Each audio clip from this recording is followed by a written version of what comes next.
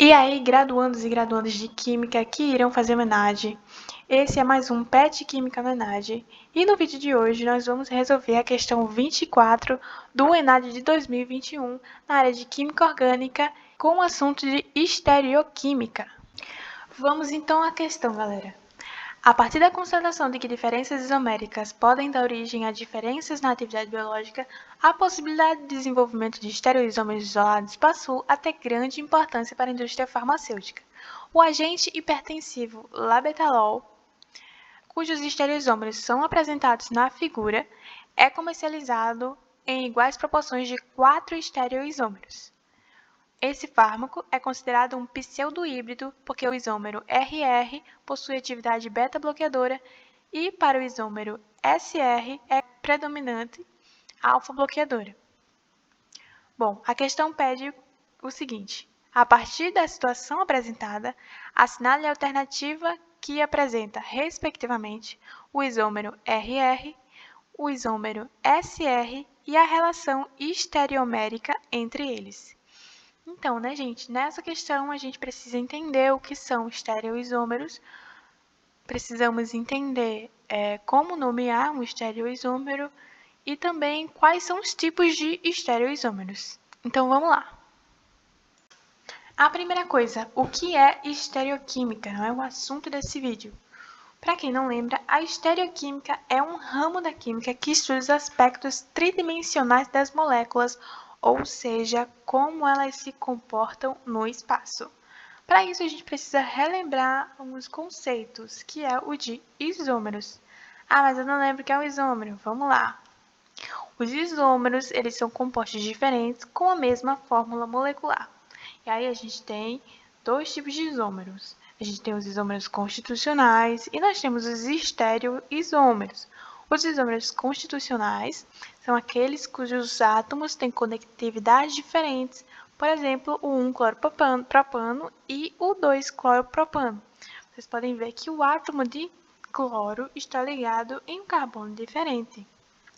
Já os estereoisômeros, eles são isômeros que têm a mesma conectividade, mas diferem no arranjo dos seus átomos no espaço. E aí tem dois tipos de estereoisômeros. Temos os enantiômeros e temos os diastereisômeros. Vamos entender um pouco o que é cada um e como nomeá-los. Enantiômeros. Os enantiômeros, eles ocorrem apenas em compostos cujas moléculas são quirais. Mas o que é uma molécula quiral? Uma molécula quiral é aquela que não é sobreponível à sua imagem especular. E o tipo mais comum dos compostos quirais encontrados são moléculas contendo um átomo de carbono ligado a 4 grupos diferentes. Por exemplo, temos aí nessa imagem, eu coloquei para vocês, que tem um átomo de carbono no centro, ligado a 4 átomos diferentes. É o flúor, o bromo, o cloro e o hidrogênio. E aí a gente do lado vê a sua imagem especular. Vocês podem ver que ela é como se fosse a imagem do espelho, ela é invertida. Mas se eu pegar as duas imagens, como aí essa figura das mãos, né, que a gente pegar as nossas duas mãos, elas são imagens uma das outras, mas se a gente aproximar, a gente não consegue sobrepor. Então, isso são moléculas cujas imagens especulares não são sobreponíveis, porque se elas forem sobreponíveis, a gente vai estar falando da mesma molécula. Então, como a gente nomeia os enantiômeros, já que eles têm a mesma conectividade? A gente usa o sistema RS, em que o R significa direto ou a favor do relógio e o S significa esquerdo ou contra o relógio.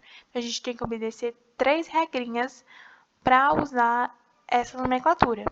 A primeira é atribuir a prioridade a cada um dos 4 grupos ligados ao centro de quiralidade. E a prioridade é primeiro atribuída com base no número atômico, ou seja, quanto maior for o número atômico, maior a prioridade. Regra 2. Quando os átomos ligados ao centro de quiralidade forem iguais, a gente passa a determinar a prioridade pelo próximo átomo. E a regra 3, a gente visualiza a molécula de modo que o grupo com menor prioridade fique direcionado para longe do observador. Então, a gente traça um caminho da maior prioridade para a menor prioridade. Se o sentido ele for horário, né, a gente tem aí um carbono assimétrico R. Se o sentido for anti-horário, a configuração será S. Vamos agora para os diastereisômeros. O que são diastereisômeros? Os diastereisômeros são estereoisômeros as moléculas não são imagens especulares entre si. Eles são moléculas que apresentam dois ou mais centros quirais, exceto em isômeros cistrães, onde as moléculas não apresentam centros de quiralidade, eles apresentam centros estereoisômeros. E aí a gente tem aqui nessa imagem representado o A e o B. Vocês conseguem ver que eles são imagens especulares uns dos outros, ou seja, eles são enantiômeros, assim como o C e o D. Se quiser, você pode dar uma pausa e fazer essa análise com calma. Mas se a gente pegar, por exemplo, o A e o C, nós vemos que eles são diastereisômeros. Por quê? Porque eles têm a mesma conectividade, mas eles não são imagens especulares, então significa que eles são diastereisômeros.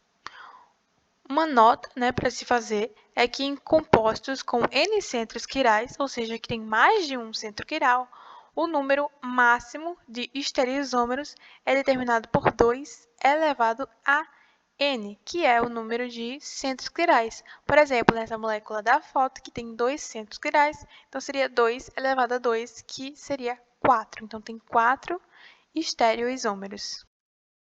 Eu também trouxe exemplos de moléculas cistrães, que também são diastereisômeros, eles são uma exceção à regra, pois tem uma ligação dupla. No caso aqui, esses carbonos, eles são centros estereoisômeros. Eles não são quirais, porque não tem 4 ligações diferentes, mas também são diastereisômeros.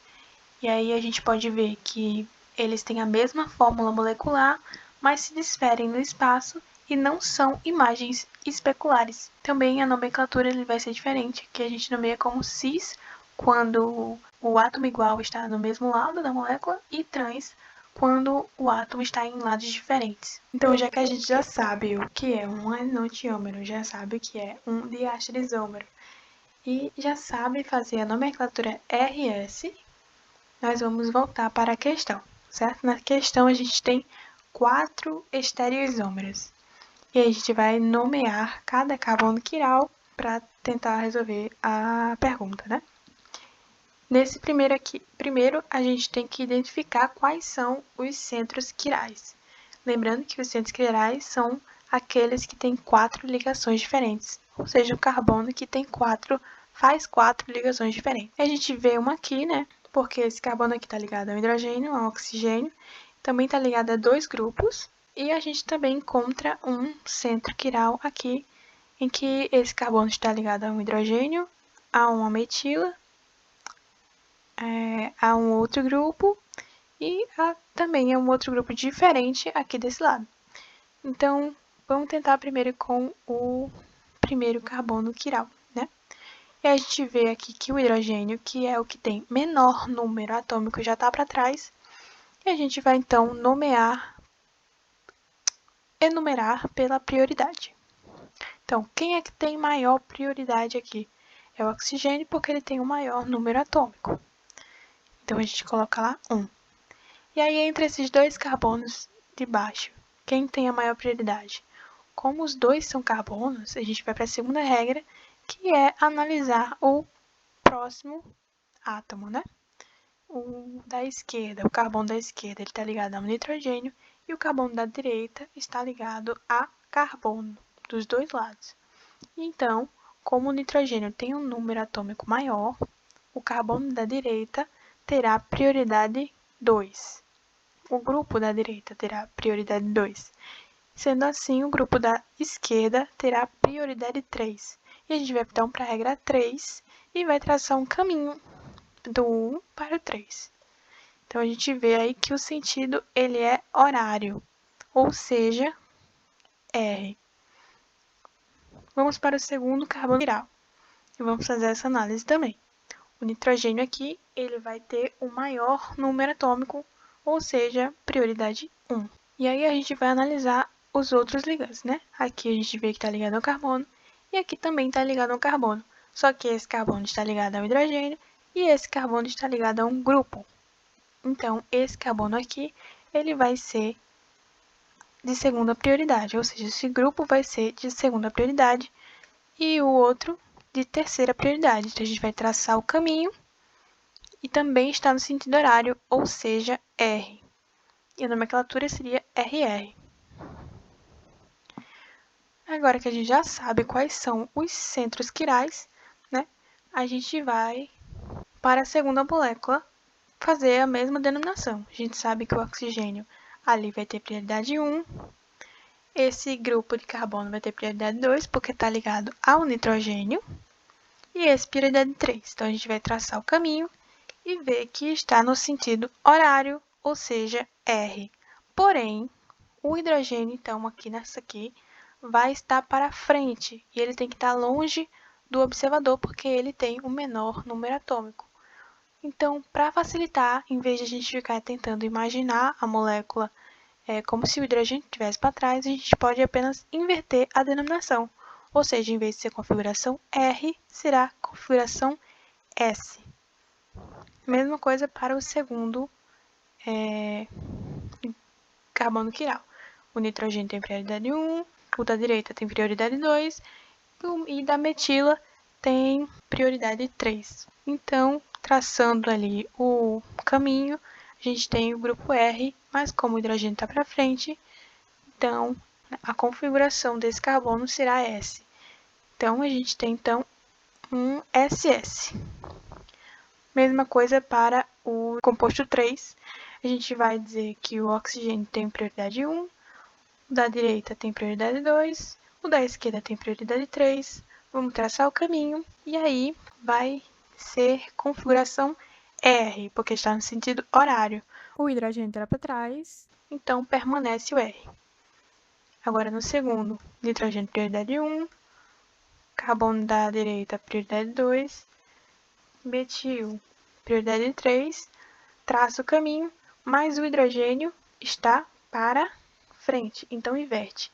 Aqui deu R, então a gente inverte, será S. Então, esse composto será o RS. E, por último, a gente tem aí o oxigênio como primeira prioridade, o outro carbono que está ligado ao nitrogênio como segunda, e o da esquerda como terceira. Traçamos o caminho, hidrogênio está para frente, então, ao invés de ser R, já que está no sentido horário, vai ser S. E aí, no segundo, o nitrogênio tem prioridade de 1, o carbono, o grupo da direita tem prioridade 2, metil tem prioridade 3, traça o caminho, está no sentido horário, seria R, vê o hidrogênio está para trás, então permanece configuração R, e esse seria o SR. E aí a gente vai analisar, né, a relação entre cada um dos estereoisômeros. O primeiro e o segundo, eles são enantiômeros, eles são imagens especulares.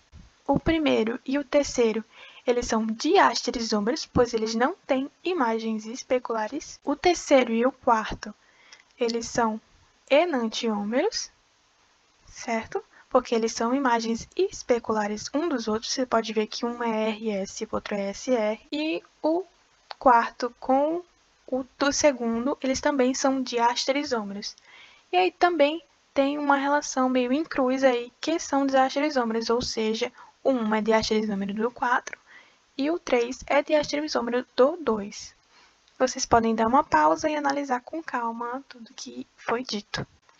E aí, por fim, voltando ao X da questão, que pede o isômero RR, ou seja, a gente já encontrou que é 1, pede o isômero SR, que também encontramos, que é o 4, e também pede a relação estereoisomérica entre eles. Então, qual é a relação aí do do composto 1 com o composto 4. Vocês lembram que eu tinha falado no momento anterior, né, no slide anterior? Eles são diastereisômeros. Você pode ver que um é RR e o outro é SR. Então, a resposta correta aí seria a resposta D. É isso, o vídeo vai acabando por aqui. Muito obrigada por assistir. Se gostou, dá um like e segue nas outras redes sociais.